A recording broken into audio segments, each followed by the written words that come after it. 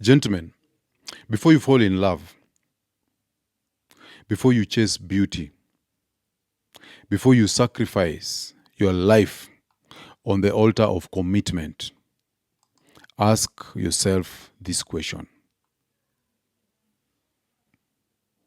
If this woman died or disappeared today, what do I want? Because the moment you cannot answer that question, you are no longer a man. You are a passenger in someone else's life. This episode will show you how men lose their mission, their identity, and their destiny by collapsing their lives into a woman's frame. A dynamic explained in Rational Male, where Rollo says that men must become their own mental point of origin. So tonight, or today, we are going to go deep. Today we are going to break patterns. And I'm going to show you why men lose themselves in women and how you can reclaim your frame. So we're going to use the company analogy where your life is your enterprise. So think of yourself as a company. And this is a concept that has been echoed in David Daida's The Way of Superior Man, where he argues that a man's purpose must remain his center. So you are the CEO of your company. You set the direction. You decide who enters your world. Now imagine this. Your company is in Nairobi. Hers is in Mombasa. Both companies are doing well. Both have been built through sweat and sacrifice. Both are led by CEOs who call the shots. But then she says, sell your company.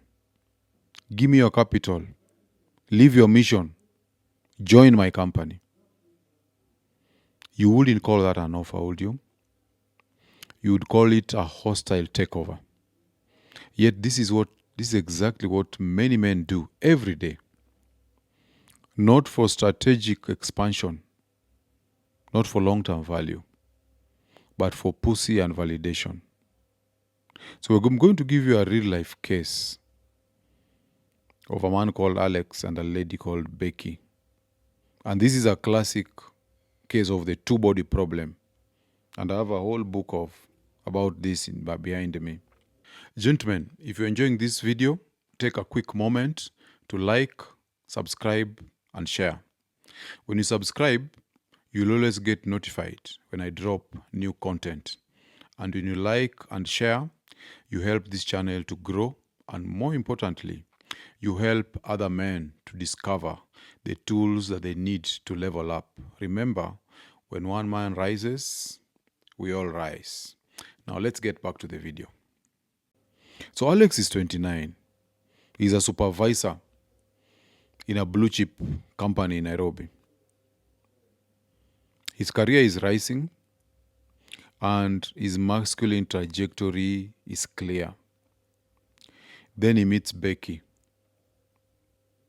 Becky is 36, very stunning, polished, beautiful post-wall.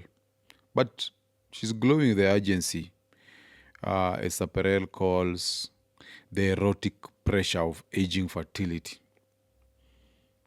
Esther does it in Mating in Captivity. So, in any case, a long-distance romance ignites. Chemistry explodes. These guys are smashing and she plays her cards flawlessly. And one night,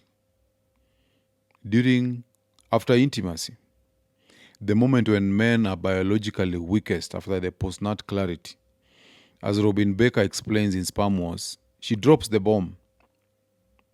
I want a baby. I want to settle. Quit your job and move to Mombasa, or I will find someone who will. That's what she says. So notice this, gentleman. She didn't ask Alex what he wants. Because in her worldview, shaped by evolutionary agency, his wants do not matter. This is what we call female solipsism. She only looks at her own universe, and you're either contributing to it or you're against it.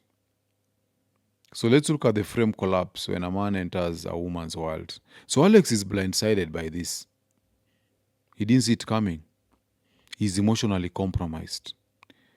Trauma bonded by the fear of losing the only woman he thinks he can get, he begins negotiating with himself. And he thinks, maybe I can survive in Mombasa. Maybe family is more important than career. What if she leaves me? And this is exactly what happens when a man lacks frame, when a man lacks mission, when a man lacks mental point of origin. He folds, he shrinks, he becomes a supporting character in the movie of her life. And once a man abandons his mission to become a woman's tool, his value drops instantly. Because here is the truth, gentlemen. Women desire leaders, not followers. Once you enter her frame, she resents you for it. What is the biological truth in this scenario? The biological truth is that this is her problem, not his. Let's go back. Remember, Becky is 36. This is a geriatric pregnancy window. Her biological timer is flashing red. She's not evil. She's simply responding to biology. But here is a red pill. Her biological crisis is not your emergency. She expects Alex to abandon his rising career. Okay? She expects him to relocate to her city. She expects him to surrender his social network. She expects him to destroy his professional momentum. And she expects him to mortgage his future to solve her reproductive panic. So this is an inversion of the burden of performance. Usually, men invite women into their world. Come into my world and I'll take care of you. That is normally the proposal men make for women. But women like Becky, they flip it upside down. Come into my world so you can take care of me. Which offer makes sense, gentlemen? Which one is hypergamous? Which one destroys a man's life?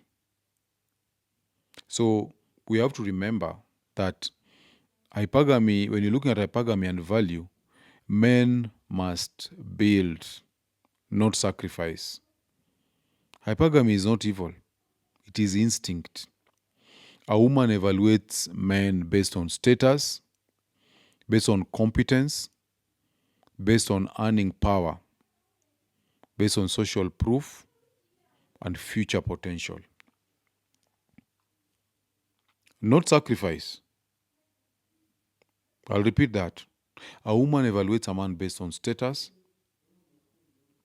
based on competence, based on earning power, based on social proof, and based on future potential.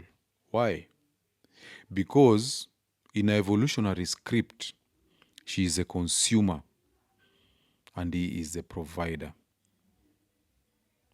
If Becky was bringing high value, she wouldn't need a richer, younger man to rescue her reproductive timeline. A successful man offering his world is rare. A pretty woman offering pussy is not. So ask yourself, who is harder to replace? A beautiful woman or a successful man with a mission? So what is your true north, gentlemen? As I said earlier, you start by assuming the woman does not exist. So here is a masculine compass used by Stoics and red pill thinkers alike.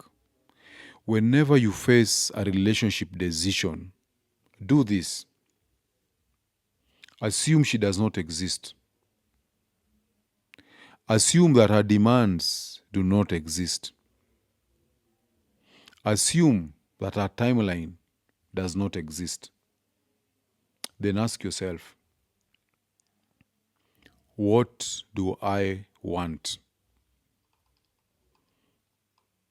That answer, gentlemen, is your destiny.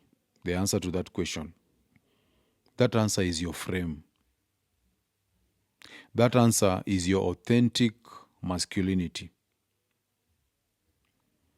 So, what do we note from this story so far? You learn that men thrive when they lead with the mission. And this is also there in the story from Paulo Coelho's Alchemist. Okay? If you've not read that book, you should read the story about a young man who was traveling, but he fell in love with some girl and he wanted to change his journey because he did not want to lose her.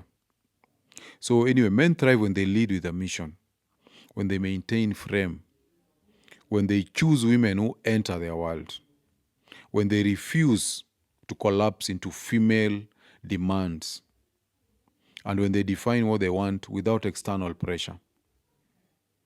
So Alex's problem wasn't Becky.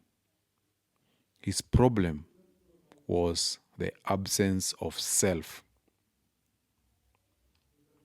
So, gentlemen, your life is your empire. Women come into it. They do not replace it. And your job is simple. Build your frame. Protect your mission. Choose from strength. Never negotiate your destiny for intimacy. I want to hear from you. So drop your thoughts in the comment section below. Have you ever abandoned your mission for a woman's demands? Where did it lead? What part of this masterclass has slapped you awake? And most importantly, how will you implement what you have learned today? Drop your answer in the comment section below. Your answers may just save another man's life. So stay unplugged, stay sovereign, stay on your mission, and I'll see you on the next one.